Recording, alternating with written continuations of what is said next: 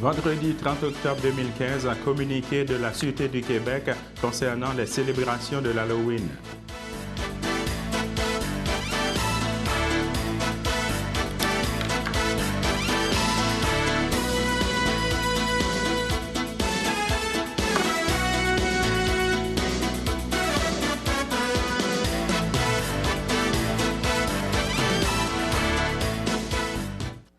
Bonjour à tous, bienvenue dans notre bulletin de nouvelles de CTRB pour aujourd'hui. Alors justement, je vais vous lire un communiqué de la Sûreté du Québec concernant les célébrations de l'Halloween. Pour vous dire que le 31 octobre, pirates, super-héros, fantômes et petits monstres se donnent rendez-vous pour prendre d'assaut les rues du Québec à la recherche de friandises. La Société de l'assurance automobile du Québec, de concert avec les services policiers du Québec, Contrôle routier Québec et Parents Secours du Québec invite les jeunes à parcourir les rues au moment où les policiers seront plus nombreux dans les quartiers résidentiels, soit entre 16h30 et 20h30. Voici les conseils de la Sûreté du Québec. Pour vous dire, pour que la tournée des bonbons se fasse en toute sécurité, les petits comme les plus grands sont invités à suivre ces conseils. Pour être visible, portez des vêtements aux couleurs claires avec des bandes réfléchissantes, portez des vêtements court pour éviter de trébucher, préférez le maquillage au masque pour bien voir et bien entendre, utilisez une lampe de poche pour mieux voir et être plus visible, informez ses parents de son trajet et de l'heure de son retour. 6. Sonnez aux portes en groupe ou avec un adulte et toujours attendre à l'extérieur des maisons. 7. Parcourir un seul côté de la rue à la fois et éviter de traverser inutilement. Traverser les rues aux intersections et respecter la signalisation routière. Refuser de s'approcher d'un véhicule ou d'y monter sans la permission de ses parents. 10. Vérifier avec ses parents les friandises reçues pour être sûr de pouvoir les manger sans danger. Donc, un jeu d'enfer, comme disent le communiqué de la Sûreté du Québec, pour vous dire, pour s'exercer et devenir des pros de la sécurité. Le soir de l'Halloween, les jeunes sont invités à jouer aux jeux interactifs disponibles au www.saaq.gov.qc.ca/Halloween. Des conducteurs avisés, justement, on continue avec le communiqué de la Sûreté du Québec pour vous dire les conducteurs doivent être attentifs et prudents en tout temps, mais plus particulièrement le soir de l'Halloween, car beaucoup de jeunes piétons parcourent les rues. Les conducteurs doivent ralentir et redoubler de prudence, notamment aux intersections. Piétons et conducteurs doivent faire preuve de patience, de courtoisie, s'assurer d'être visibles et de bien voir les autres usagers de la route sont de bons moyens d'assurer la sécurité de tous. Alors, de la Sûreté du Québec, ici aussi de CTRB, on vous souhaite bon Halloween. Maintenant, on va passer à autre chose pour vous dire qu'on vient de recevoir un communiqué du musée Gilles Villeneuve pour vous dire que Jacques Villeneuve, le frère de Gilles Villeneuve, pourrait bien être de retour sur sa motoneige de compétition cet hiver. Hier, du musée Gilles Villeneuve, il a accordé une entrevue aux animateurs de l'émission Le 5 à 7 sur les ondes de Réseau des Sports. Jacques, qui est à préparer son équipement pour la prochaine saison de course, a mentionné vouloir revenir en piste, lui qui avait annoncé sa retraite à 99,9% il y a quelques mois. Ce n'était pas à 100%, a-t-il mentionné. Plusieurs fois champion en course de motoneige, le pilote de Saint-Cuthbert souligne que le seul obstacle qui lui reste à surmonter est de finaliser le budget nécessaire à participer au championnat. Le fait que j'ai parlé de retraite fait que certains partenaires ont budgété autrement, mais j'ai confiance de trouver les fonds nécessaires pour courir, a-t-il ajouté. On va continuer un petit peu pour vous parler de Jacques Villeneuve, le frère de Gilles Villeneuve. Pour vous dire, côté santé, Jacques a noté que le tout va bien. Les traitements subis ont donné des résultats positifs en ce qui concerne le cancer qui l'a frappé l'an dernier. Il se sent en forme, prêt à rebondir. Le plus difficile, ça a été de convaincre mon épouse, mais en bout de ligne, c'est ma décision, a poursuivi le vétéran pilote. L'un des invités de Mac lors du banquet annuel du musée Gilles Villeneuve a tenu mardi dernier. C'est même lors de ce banquet que Jacques a confié à l'auditoire de son désir de remonter sur sa motoneige de compétition. Espérons qu'après 2 saisons difficiles, Jacques Villeneuve, le frère de Gilles Villeneuve, pourra retrouver le chemin de la victoire en 2016. Alors, on va passer à autre chose, justement pour vous parler un petit peu encore ou à nouveau du Forum Lanaudois des aînés. Justement, on a interviewé pas mal de participants qui étaient là sur les lieux. En voici un extrait. Jean-Louis pour CTRB, je suis ici devant le kiosque de l'organisation de la communauté anglophone de Lanaudière qui participe au Forum Lanaudois pour les aînés. Madame Michelle Eaton-Lusignan, ça va bien? Ça va très bien, merci. Ok, dis-moi, c'est quoi l'approche de votre organisation face à un tel événement qui se déroule aujourd'hui? Ah, ben nous, c'était important qu'on y soit parce que les anglophones, ils connaissent pas vraiment les ressources et les ressources les connaissent pas non plus. Fait que c'est important, je pense, qu'on fasse connaître ce qui existe dans la région et qu'on fait un petit bout de plus pour aider les gens à obtenir des services dans leur langue quand c'est possible. Dis-moi, au niveau lanaudière, est-ce que vous avez un pourcentage tout à fait élevé des anglophones qui vivent dans la région?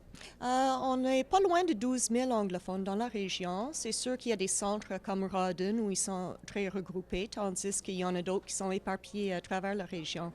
Mais quand même, c'est une communauté importante. On est 2 personnes à travailler à temps plein, puis on ne chôme pas. Quelle politique que votre organisation met sur pied justement pour rejoindre les aînés anglophones? Ben, on a fait des approches auprès des organismes existants, des écoles, des églises, des places où on sait que les anglophones se tiennent. La Légion est une autre place. Puis par les médias, mais c'est pas évident puisqu'il n'y a pas de médias en anglais dans la région. Il faut absolument qu'on passe par les journaux francophones. Mais quand même, les écoles dans la région, ici, dans le nord de la région en particulier, ont été d'une grande aide à nous faire connaître. Puis c'est ça, c'est de passer le mot, c'est de bouche-oreille beaucoup, beaucoup. On a maintenant notre Facebook, notre site web, on en rejoint pas mal comme ça aussi. Vous savez, beaucoup de gens, de personnes âgées aussi, maintenant se lancent au niveau des réseaux sociaux, vont sur les réseaux sociaux aussi, soit pour rejoindre leur famille et aussi. Je pense que c'est une belle initiative pour que les organismes comme ça rejoignent les communautés, les personnes âgées aussi ou les aînés. Pour nous autres, les personnes âgées ne sont pas toujours bilingues. Hein. L'autre génération, ça va mieux, mais ils ont beaucoup de difficultés à négocier leurs services, les services publics en santé ou autres. Donc, c'est vraiment notre rôle de les accompagner là-dedans, de trouver des services et d'aider les organismes aussi à les accueillir. Pour un tel événement qui se déroule comme ça aujourd'hui, quel message que vous aimeriez passer justement aux personnes âgées, aux aînés qui nous écoutent? Ah ouais, sortez de chez vous. Il y a des belles organismes, il y a des bonnes places pour aller faire du bénévolat. Il y a des amitiés à faire. Alors, c'est important. Sortez de chez vous. Venez nous voir, appelez-nous, on va trouver de quoi. Je vous remercie, Madame Lusignan. Merci beaucoup. Alors, tout au long de cette semaine, on a passé des entrevues qu'on a réalisées avec les différents participants sur le Forum Lanaudois des aînés. La semaine prochaine aussi, vous allez avoir d'autres interventions des gens qui ont participé à ce Forum Lanaudois des aînés. Donc, on va passer à autre chose pour vous lire un communiqué qui nous vient tout droit sur le promenade sur le fleuve. Lors de la dernière séance des membres du conseil municipal, 2 résolutions ont été adoptées en lien avec des projets pour le parc Les Promenades sur le fleuve. D'abord, un premier temps, les élus ont autorisé un budget de 11 000 $ pour l'acquisition et l'installation d'une sculpture pour les promenades sur le fleuve. La municipalité recevra pour ce même projet une aide financière de 5 000 $ en provenance de la MRC de Dautrey.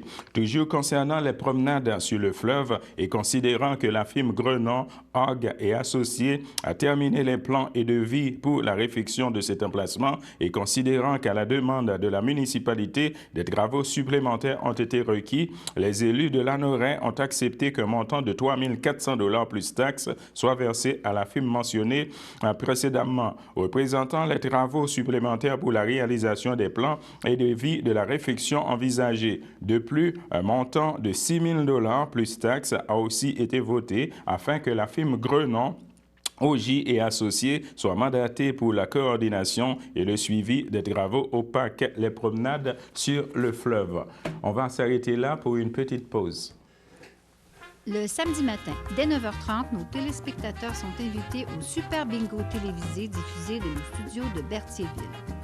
Un montant de 600 $ est disponible chaque semaine lors de cette joute de bingo télévisé. Un animateur et 3 bénévoles se succèdent à la caméra de CTRB dans le but de vous faire passer une petite heure agréable et payante le samedi matin. On peut se procurer les cartes de jeu chez les dépositaires autorisés participants à Berthierville, le dépanneur Formule 1, rue Gilles Villeneuve, le marché IGA Extra sur la rue Gabriel Brissette, le dépanneur Gauthier-Savard au 480 Montcalm, le marché Métro rue Notre-Dame, la pharmacie Brunet rue Frontenac, le garage Pétroté sur la rue Gilles Villeneuve et à Saint-Ignace-de-Loyola, le marché Aldo rang Saint-Michel, le dépanneur Le Magasin Esso sur le chemin de la Traverse. C'est un rendez-vous tous les samedis matins à 9h30 sur les ondes de CTRB, votre télévision régionale et communautaire.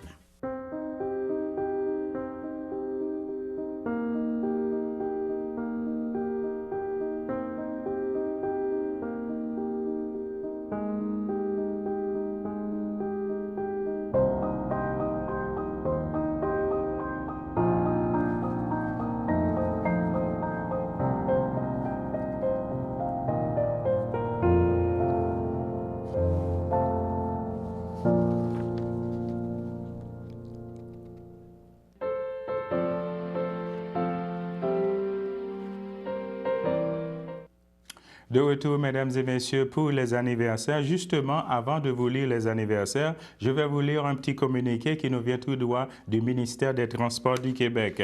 Pour vous dire que le ministère des Transports du Québec avise les automobilistes de la fermeture d'une partie de l'autoroute 40 à compter de 20 h ce soir. L'avis concerne le tronçon situé entre les kilomètres 141 et 151 qui doit fermer à 20 h ce soir jusqu'à demain matin à 6 h et de 21 h demain soir jusqu'à samedi matin à 8 h. Il est aussi possible que la fermeture se prolonge dans la nuit de samedi à dimanche.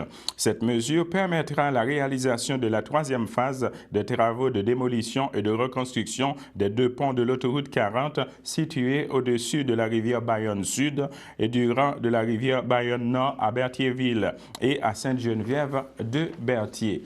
Alors, pour les anniversaires, mesdames et messieurs, je vais vous lire les anniversaires de ce vendredi 30 octobre et aussi de la fin de semaine. Pour vous dire que l'âge d'or de Saint-Ignace souhaite bonne fête à Madame Odile Sylvestre et aussi à Madame Claudette Thibault, l'autre des filles d'Isabelle Cercle 699, souhaite également bonne fête à Madame Agathe Guertin et aussi à Madame Carmen Plante. La FADOC de l'île du Pin souhaite également bonne fête à M. Florian Desormeaux et aussi à Mme Claudette Thibault, également à Mme Agathe Guertin et aussi à M. Serge Désy.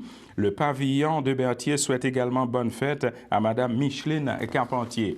En ce qui a trait aux anniversaires pour la fin de semaine, je vais vous lire. Donc, pour vous dire que l'Association des personnes handicapées, secteur Berthier, souhaite également bonne fête à Mme Caroline Bonne. La FADOC de l'île du Pas souhaite également une bonne fête à M. Jean Gadouri, également à Mme Madeleine Chaput. Alors, les anniversaires pour le dimanche, pour vous dire justement que la FADOC de l'île du Pin souhaite également bonne fête à M. Yvon Poirier et aussi à M. Roger Guilbeault. Alors maintenant, je vais vous lire un petit communiqué qui nous vient tout droit du Conseil de développement bioalimentaire de la Naudière pour vous dire que souhaitant améliorer l'expérience des visiteurs des entreprises agrotouristiques et mettre en valeur le savoir-faire unique, le Conseil de développement bioalimentaire de la Naudière, CDBL, a mis sur pied de nouveaux projets de panneaux d'interprétation. Les panneaux présentent aux visiteurs des renseignements et photos sur les procédés de production et de transformation ainsi que sur l'historique des entreprises. Sans l'assistance du CDBL, bien souvent, les entreprises ne se lanceraient pas dans le laborieux mais intéressant travail de conception de panneaux, a expliqué la coordonnatrice du projet, Mme Karine Charpentier. Le CDBL vous invite donc à parcourir les nouveaux panneaux à la découverte de différents élevages, cultures et procédés chez les entreprises suivantes. Vignoble Saint-Gabriel, situé à Saint-Gabriel de Brandon. La chèvrerie Bob Book de Saint-Damien. Boucherie Morin et Fils de Saint-Ligory. Entreprise Malisson Incorporate à Sainte-Julienne. Les volailles d'Angèle de Saint-Esprit. La ferme Perron de Saint-Jacques. Vignoble Le Mernois à Saint-Thomas et la cougerie de Sainte-Élisabeth. Un autre projet de panneau d'interprétation sera réalisé par le CDBL en 2016. Pour plus d'informations, vous pouvez toujours communiquer avec Mme Karine Charpentier au 450-867-7773 au poste 236. Vous le savez, mesdames et messieurs, tout aussi bien que moi, toutes les semaines, ce qu'on fait, nous, ici, à CTRB, pour la semaine prochaine qui s'en vient, on vous présente toujours un extrait de certaines émissions qui passent ici habituellement à CTRB. Donc, je vais vous présenter un extrait de l'émission Focus de trait qui va passer la semaine prochaine ici à CTRB. En voici un extrait. Amasser des fonds pour la Maison des Jeunes en vendant les billets pour les essais de VTT et de 4 roues, je ne sais pas le nom. Connaissez-vous ça un petit peu, le Club des randonneurs? Je ne connais pas vraiment leurs activités, je les connais parce qu'ils s'impliquent auprès des jeunes. Cet été, nous, on avait une coopérative jeunesse de service à la Maison des Jeunes. Ils leur ont donné des contrats. Et ils sont... C'est ça. Je les connais pour leur implication auprès des jeunes, mais comme je ne suis pas très VTT moi-même, je ne connais pas leur activité. OK. Est-ce que ce club-là vous a déjà donné des coups de main durant vos activités à la Maison des Jeunes? Non. Non, c'est la première fois. J'ai été surprise parce que j'en avais jamais entendu parler, moi. Je crois que c'est la première édition du Club des randonneurs. Donc, ici, comment vous voyez ça, que ça se déroule comment? Bien, je trouve ça très intéressant parce que les gens viennent faire des essais, puis on voit qu'ils essaient des machines un peu plus performantes que les leurs. C'est convivial, les gens ont du plaisir. C'est aussi une réunion familiale aussi? Oui, oui. Mais je dirais plus une réunion familiale de jeunes adultes et plus âgés. OK. Mais en tout cas, les gens s'amusent ici à ce qu'on peut voir aussi. Oui, oui. Okay. C'est une très belle journée aussi pour ça. Oui, c'est super. Pour une fois dans la semaine, c'est pas trop chaud. Mais la chaleur, la canicule, ça nous fait du bien ici aussi. Je sais pas. Moi, j'ai plus de misère à travailler quand il fait chaud. J'aime ça comme ça, un petit peu plus frais. Okay. Vous, Madame Lapierre, qu'est-ce que vous faites exactement à la Maison des Jeunes? Un peu de tout. Je suis en charge d'engager le personnel, chercher les subventions, faire le ménage. On est un organisme communautaire. Puis, quand il manque un animateur, je fais aussi de l'animation. Okay. La Maison des Jeunes, est-ce que c'est seulement une Maison des Jeunes que vous avez ici à Saint-Charles-de-Mandeville ou ailleurs? On a une maison à Mandeville et une maison à Saint-Gabriel. Okay. Ça veut dire que vous êtes coordonnatrice pour les deux? Les deux endroits, oui. Est-ce que ces temps-ci, on entend souvent parler des coupures gouvernementales? Est-ce que ça vous touche un peu? Oui, ça nous touche et c'est pour ça aussi que le quad, il tombe vraiment bien parce que d'année en année, on se demande comment on va finir l'année. C'est ça. Avez-vous déjà eu des demandes de subventions qui ont été refusées? Bon, notre demande de base n'est jamais refusée, mais les subventions comme Centraide, ça diminue. Les communautés religieuses nous en donnaient, mais eux autres aussi, ça diminue. Puis la subvention de base n'est pas indexée vraiment au coût de la vie. Fait que d'année en année, on perd du pouvoir d'achat, on perd du... La Maison des Jeunes, il y a quand même pas mal de maisons des jeunes un petit peu partout ici au Québec. Mais dis-moi donc, c'est quoi leur rôle exactement auprès des jeunes? Qu'est-ce que vous faites justement pour aider les jeunes? Moi, je dirais qu'on les accompagne là, dans leur adolescence. On fait de la prévention sur à peu près tous les problèmes là, qui peuvent les toucher. On leur apprend aussi à être critique, à analyser un petit peu. On leur permet aussi, là, des fois, de se réunir une gang de jeunes ensemble, puis d'avoir du plaisir, mais dans un endroit sécuritaire. On fait de l'aide aux devoirs, on fait des ateliers de cuisine, on fait... Est-ce que les jeunes, vous les accompagnez en faisant du sport aussi? Beaucoup. Je dirais ici, ça me fait tout le temps rire parce que quand on regarde notre rapport d'activité, d'après les statistiques, les jeunes ne bougent pas. Ben, à Mandeville, à Saint-Gabriel, c'est pas vrai. Ils bougent. On bouge au moins 2 heures par jour. OK. C'est quoi la plus grande activité sportive que vous faites avec les jeunes? On va jouer au soccer, on va faire de la randonnée, on fait du canot, on fait de la raquette. On a patiné beaucoup cet hiver, on a eu un hiver pour ça. On joue au ballon, on joue...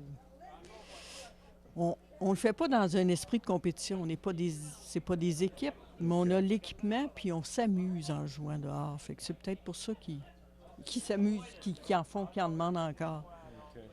Donc, une activité comme ici à Saint-Charles-de-Mandeville, le Club des randonneurs, donc c'est une activité qui vous aide quand même à faire quoi exactement? Dans quoi le Club des randonneurs vous aide aujourd'hui face à une telle exposition? Bien, aujourd'hui, nous autres, c'est vraiment, ils nous aident monétairement. De quelle façon? Les profits de tous les tours de randonnée qui se font, ça va aller directement à la Maison des jeunes. Il y a une madame plus loin qui vend aussi des choses que ça va à la Maison des jeunes. La moitié des tables qu'il loue, ça va aller à la Maison des jeunes. Ça va être un sérieux coup de pouce. Alors, mesdames et messieurs, c'était un extrait de l'émission Focus Degré qui va passer ici à CTRB la semaine prochaine. On va s'arrêter là pour une petite pause.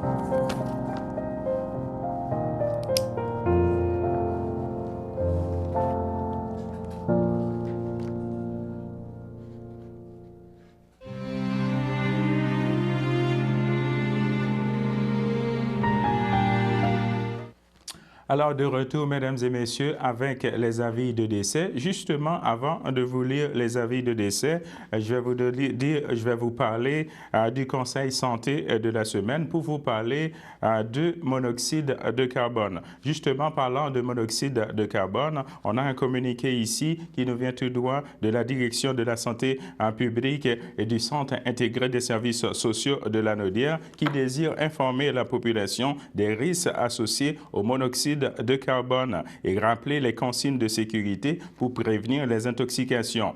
Parlons du monoxyde de carbone. Alors, je dois vous dire que c'est un gaz toxique qui ne se voit pas et qui ne se sent pas. Il n'irrite pas les yeux ni les voies respiratoires et le respirer peut être très dangereux pour la santé et même entraîner la mort. Une étude récente réalisée par la Direction de la santé publique démontre que les intoxications accidentelles au monoxyde de carbone dans la Naudière sont en augmentation depuis ces dernières années. L'étude révèle également que le détecteur de monoxyde de carbone est souvent absent ou dans un état non fonctionnel dans de nombreux épisodes d'intoxication. Les intoxications accidentelles peuvent survenir à n'importe quelle période de l'année, mais le nombre d'empoisonnements à ce gaz augmente lorsqu'il commence à faire froid. Donc, il est important de souligner que l'intoxication au monoxyde de carbone automne est évitable. Par contre, lorsqu'elle survient, ses conséquences peuvent être importantes et entraîner des atteintes graves à la santé et même la mort. L'installation d'un détecteur de monoxyde de carbone dans chaque pièce, desservi par un appareil à combustion et dans chaque pièce qui donne directement dans un garage adjacent à la maison constitue l'une des mesures de prévention efficaces. Justement, en parlant des mesures de prévention, on va s'arrêter là-dessus et la semaine prochaine, je vais vous lire la suite. Alors, mesdames et messieurs, on va s'arrêter là de retour avec la météo.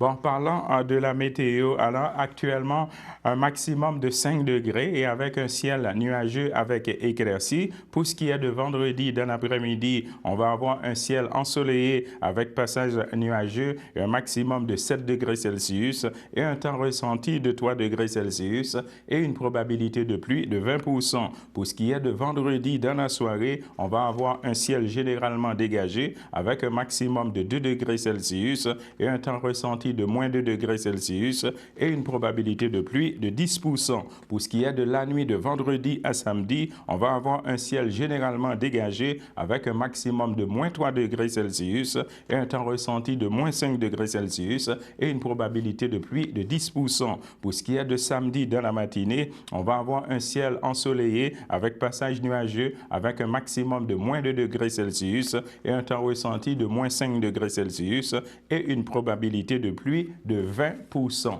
Alors, mesdames et messieurs, c'est ce qui complète notre bulletin de nouvelles pour CTRB aujourd'hui. Alors, je vous donne rendez-vous lundi midi à la même heure. Bonne journée à vous sur notre antenne et bonne fin de semaine à tous. Merci.